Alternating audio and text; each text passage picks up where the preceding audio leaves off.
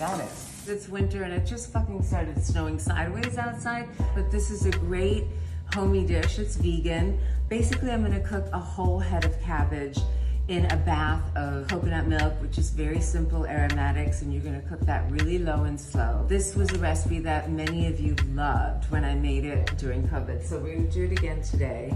And so all you're gonna do is heat a nice frying pan on medium heat. I'm using canola today. I know some of you have an issue with that. I'm not sure exactly why yet, but I'm sure you'll tell me. We have about 2 cups of red onion here. I'm gonna saute this for about 5 minutes, just until the onions or shallots start to get glassy and translucent. So I'm gonna take about half of these curry leaves and just rip them roughly and get them in there.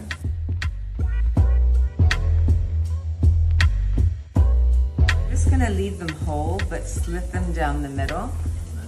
I'm gonna add some sambar powder. Sambar powder is a curry blend that we use in South India. You can order it online. My favorite brand is 777, and I'm gonna add just a little bit here.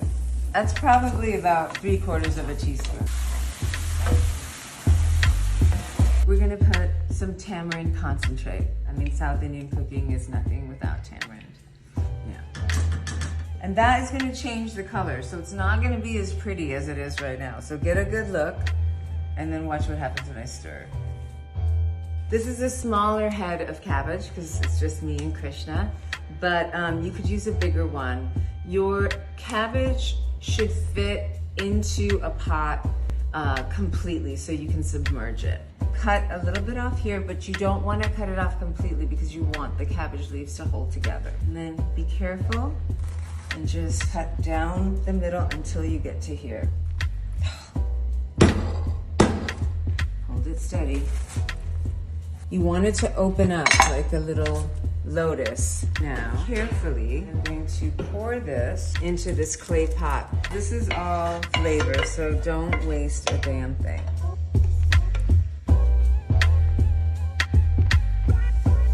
So you just want to warm that broth through, and then we're going to put the rest of our curry leaves. When you fry the curry leaf at the beginning, it has a more nutty flavor, and then when you add it at the end, it has a more herbaceous flavor. You want to take the cabbage and gently place it into the broth. Depending on how big your pot is, you're going to have to add more liquid, but you don't want the pot to be so big that you dilute the broth so much that it doesn't have flavor. I'm gonna cook this for a total of an hour, maybe an hour and a half, depending on the size of your cabbage. And you'll check this about every 15 minutes. It's looking good. There's a thing that happens when cabbage really cooks, it gets really sweet, and that's what I want this to do. Look at that. You see how soft the cabbage is? So pretty. It's delicious. It has a nice kick from the chilies, but it's still sweet from the coconut milk, and it's delightful. So sweet, so yummy. It almost melts in your mouth.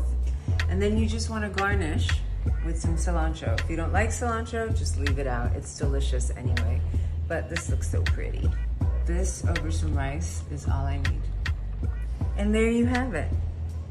Perfect on this winter night.